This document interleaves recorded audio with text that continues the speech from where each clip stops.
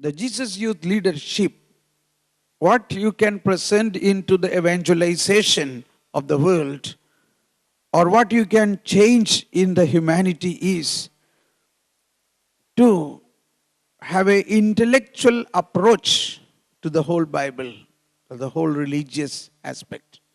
We have, in all our retreat Sundays, we have retreats, but I feel still it can be developed that these retreats and these spiritual exercises or the spiritual experiences can be more intellectually connected. This is possible by you who have got a intellectual aptitude, who have learned, who have become more scientifically oriented. So,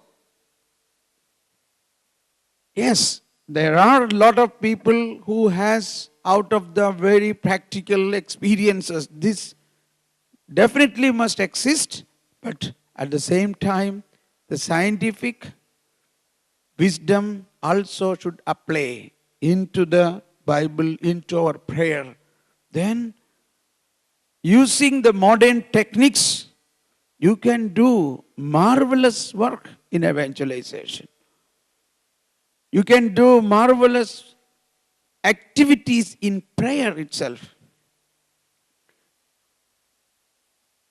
Okay, let's go to Solomon. Solomon. Let's take a beautiful scripture from Proverb. Everybody, please take Proverb chapter 6, word 6. Easy to remember. Now, you should read this first from your side, okay? She will not read now. You all will read louder. Proverb chapter 6, word 6. Everybody, yes.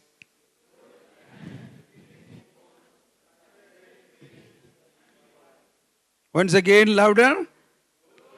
Go to the ant. You,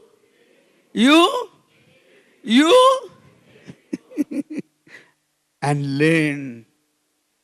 Okay, please read now. Go to the ant, O sluggard, study her ways and learn wisdom. Learn wisdom. Yes, continue. For though she has no chief, no commander or ruler, she procures her food in the summer, stores of her provisions in the harvest. How long, O sluggard, will you rest? When will you rise from your sleep? So, it's a proverb. Go to the ant and learn wisdom. You know, it's mysterious. Sometimes, see, I cannot sleep after 4 o'clock in the morning. I cannot sleep. For years, this is my schedule of life. And you know, even at 4 o'clock, one day when I opened the Bible and this is the word of God I got. You lazy man, go and learn from the ant. It was a shock to me. I said, it is a fun. Then the Lord said, no. I don't say that you are not working hard. Yes, you are working hard, but still there is more. You can get more wisdom. So, this is something which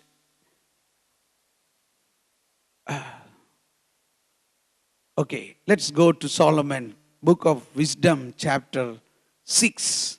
Book of Wisdom, chapter 6.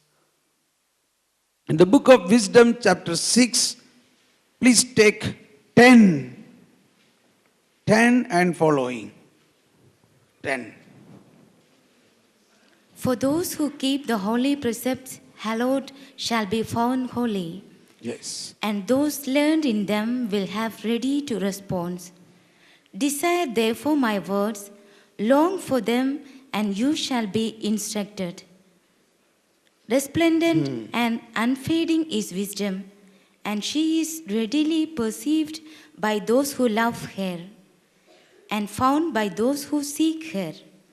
She hastens to make herself known in anticipation of men's desire. Let's take that. She's very easy to come to those who love her. So, wisdom, first of all, we have to fall in love with wisdom. We have to fall in love with wisdom. Read that word once again. She hastens to make herself known in anticipation of men's desire. Before that, you can attain her if you love her. Something? 10 or 11, 12. Resplendent and unfading is wisdom, Yes. and she is readily perceived by those who love She her. is readily perceived by those who love her. So this is how the wisdom we can receive. We have to fall in love with wisdom. Yes, next.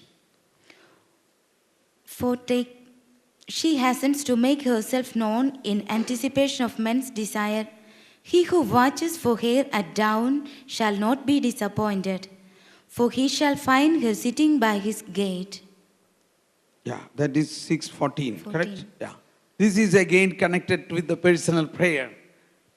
And that is why the Lord made me to get up early morning to pray. And that is why Jesus used to run early morning to a deserted place to pray.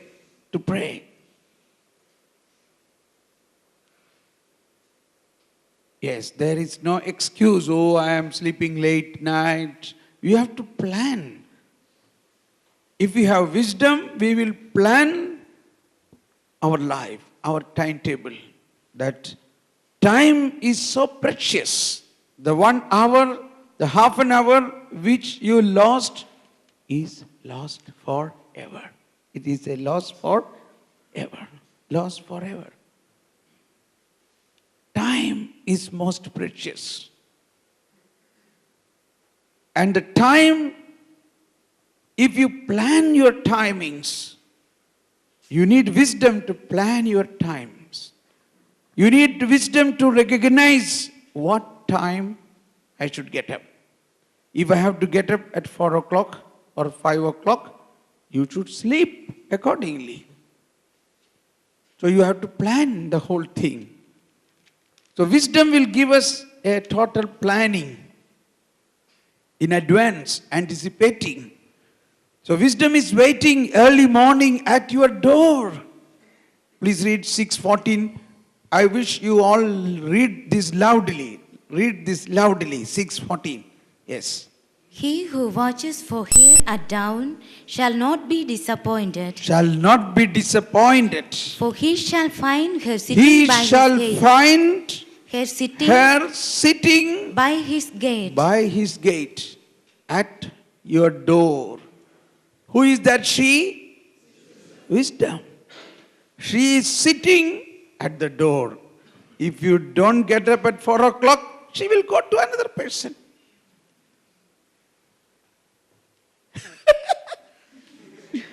Tomorrow morning, let's see.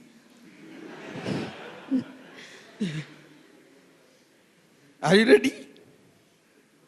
Are you ready to hold on her and invite her to you? Wisdom time. Wisdom time. Early morning.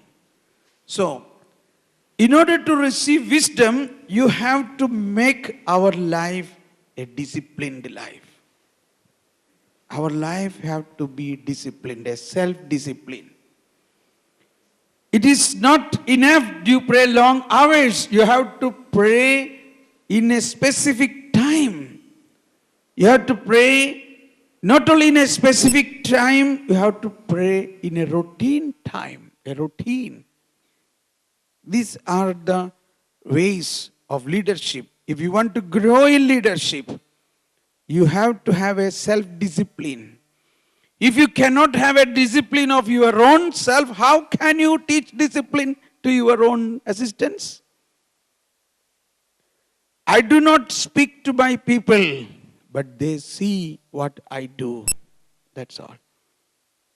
I don't force them to pray, but they see 4 o'clock, I am there, so they will also be there. It is all difficult. You know, there was a time, my wife is here, she will witness, of course. I used to get up 7 o'clock. Then I will shout from my bed, Valsa, where is coffee? But coffee has not come. Then she will make a big flask of bed coffee, 2-3 cups I need in the morning. Morning is at 7 o'clock that time. Then also I will not get up. Where is the newspaper? The newspaper man has to come. Now who is controlling my life? One is the bed coffee, another is the newspaper. Then what do I look in the newspaper?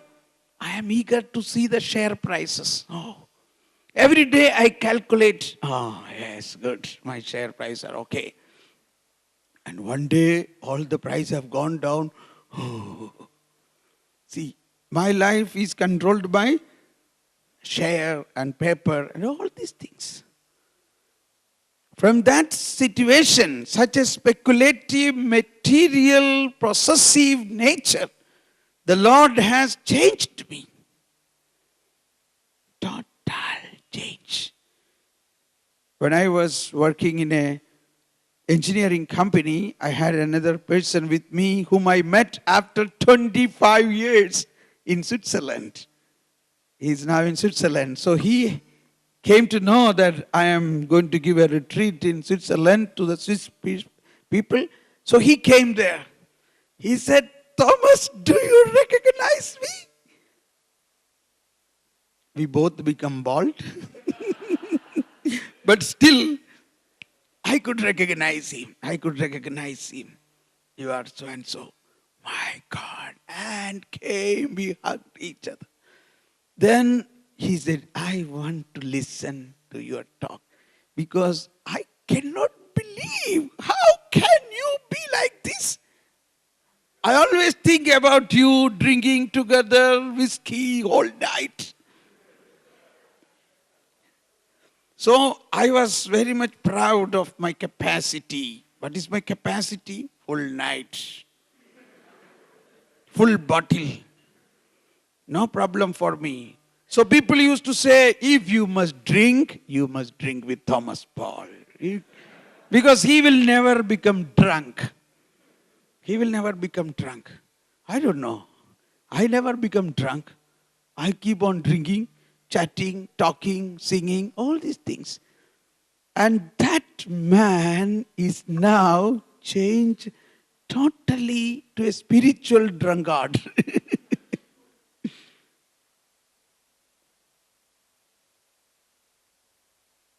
It is only to say God can change us. He is the creator. I remember a humorous story to bring the situation a little light. Once, maybe you might have heard this. And a Ford car, one man was driving and suddenly it broke down, some problem. He called a mechanic. He and his mechanic started trying to repair this, but they could not trace out the problem. Nearly half a day they wasted. And now a man came in another Ford car and stopped nearby and asked them, what's wrong? What happened? They said it is broke down and we don't know what's the problem. And this man came out from the car. He just opened the bonnet and did something and it started. He said, what have you done?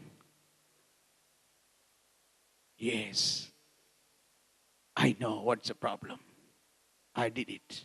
Who are you? I am Henry Ford. So, when this was handled by the person who designed this or who created this, it was easy. So let us not fiddle around with problems by ourselves. Let's give it to the hands of the Creator. So this is our wisdom, a simple wisdom. Why we happen to say all these things? All right. So, yeah. I started praying 4 o'clock in the morning. This has helped me to change my life, to make a rhythm, a discipline. I tell you, there is no shortcut. Whether you are a leader or whether you have to be a successful human being, you have to have a discipline of your life. A time to get up, a time to pray, a time to read, a time to eat. Everything you have to plan little bit. In this planning, the first point and the first topmost priority you should give to what? What is your resolution? Take that resolution today. What should be the priority in this planning?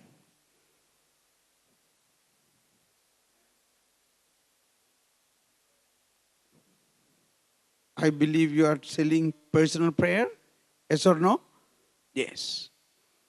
Because it is simple prudence that we are surrendering, we are handing over our life, our whole establishment to the Creator who can do things. I remember the time when I was sometime in Mysore. That time I was also preaching and I was still working in my own engineering establishment. It's very interesting. You might know this company called, of course, everybody know that Nestle, correct? Nescoffee company, Nestle. So in Mysore, Nanjankot, they have a big factory. In this factory, they were expanding. They have built a boiler.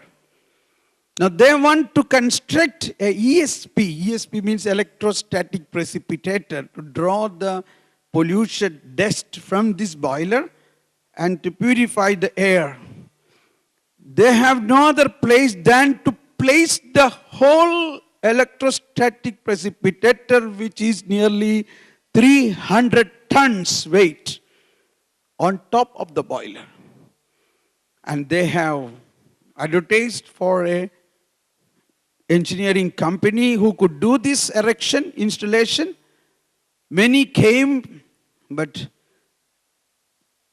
the whole plant was, the project manager was a man from Switzerland.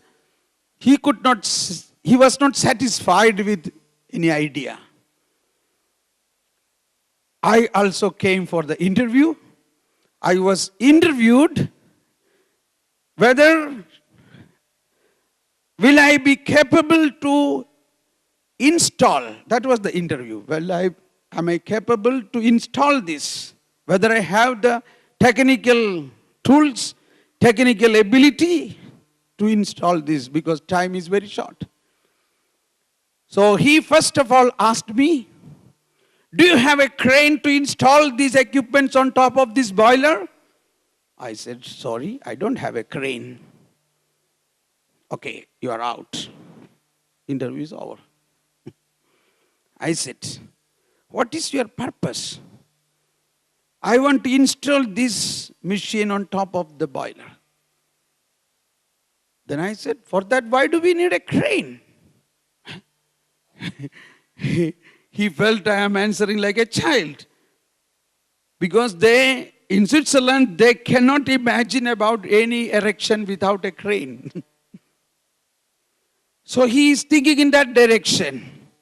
Now, how should I win the contract? I have the idea. Suddenly, I told him, do you know, Mr. So-and-so, we are Indians. We have built the Taj Mahal and Qutub Minar without any crane.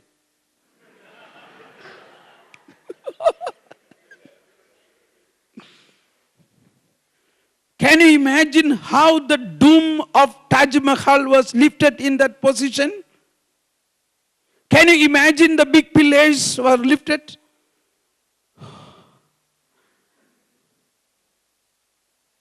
Then he started smiling. He started smiling. He shook hand with me. Come on, please, take your seat. Explain your idea.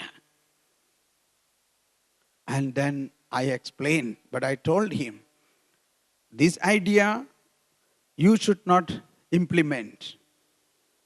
I am explaining this because you are the chief, but I will not allow you, you should not allow anybody to do this with this idea. Yes, that's perfect. If this idea is acceptable, contract is yours. And I have explained the idea. He just jumped and he started laughing. Yes, you have done it. You have done it. This is the idea. Yes. He's such a tall man. He just hugged me and my bones become crushed, I felt. He hugged me in such a way, I felt I am totally crushed. He was so joyful. And this is the time in my business I was going through great financial crisis. I felt a financial crisis worth about 25 lakhs rupees. And I sensed all the 25 lakhs is flowing now through this idea.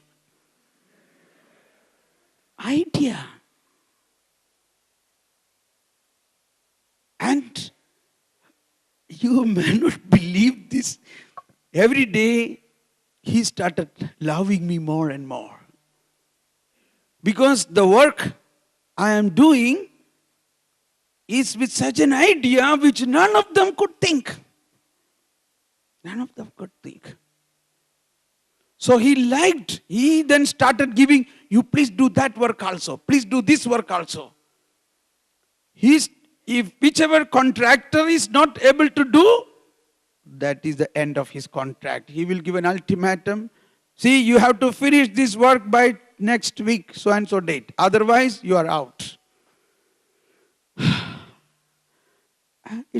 He give it in writing, your contract period is over. And he parallelly tell me, Thomas, look, that work I have already given notice to that man. If you don't do it by next Saturday, please take over. I feel sympathy to that contractor, but I can't help it. I am in a business. I told that man, please do it, please do it. This man is upset. He needs the work to be done faster, but they could not do it. The next day, this foreigner is after me. Please, now you do it and you claim whatever money you want, I will give you. You do good work, I do good money. Once a small work, these are very, I don't know, but I am sharing this to encourage you because our life, a practical life, these are my life experience. I have experienced God and the spiritual power in my work, in the establishment, in the business. And I preach to them how this is happening. I give them Bible and personal prayer to all these people in the work site. Once, all in a sudden evening, he gave me a call. He said, come, urgent, I need you urgent. We need to work whole night. There is a crisis. See, normally anybody can work. But when there is a crisis, the working style is different. Then it becomes a crisis management. We should have such a presence of mind. You should have different activities planned. You do this, I will stand here, you do this, come on, already, okay, ready, come on. Planning. And by morning 5 o'clock, the work is over. He said, Thomas, you have done a good work. I want to pay you. Please give me the bill by 10 o'clock. This is in India. You know, there was a time I have done my work. I sent the bill. I have not received payment for years.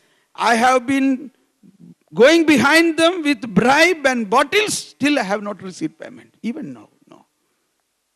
But here is a one man telling, by 10 o'clock, bring the bill, I pay you. And the bill was 4 lakhs rupees. So much of work we did in one night. The bill was 4 lakhs.